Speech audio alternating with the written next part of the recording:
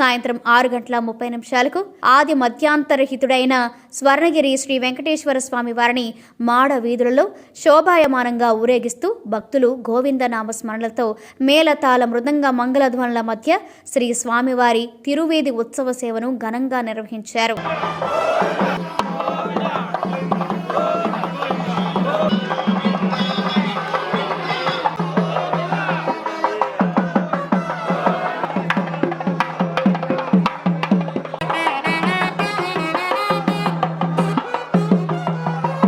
తిరువీధి ఉత్సవ సేవ అనంతరం శ్రీ వెంకటేశ్వర స్వామి వారు దేదీప్యమానంగా వెలుగుతున్న సహస్ర దీప కాంతుల మధ్య ఊయలలో ఆసీనులై భక్తులకు దర్శనమిచ్చారు. అర్చక స్వాములు వేద మంత్రోచ్చరణలతో శ్రీ స్వామివారిని ఆర్చించి కర్పూర మంగళహారతులు సమర్పించారు. భక్తులు నయనానందకరంగా శ్రీవారిని దర్శించుకున్నారు.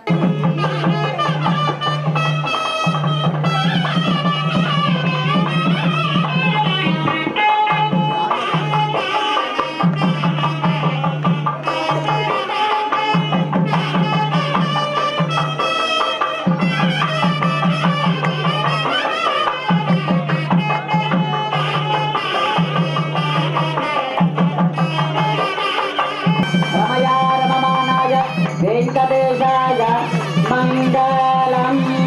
లక్ష్మీ వెంకటరమణ గోవింద,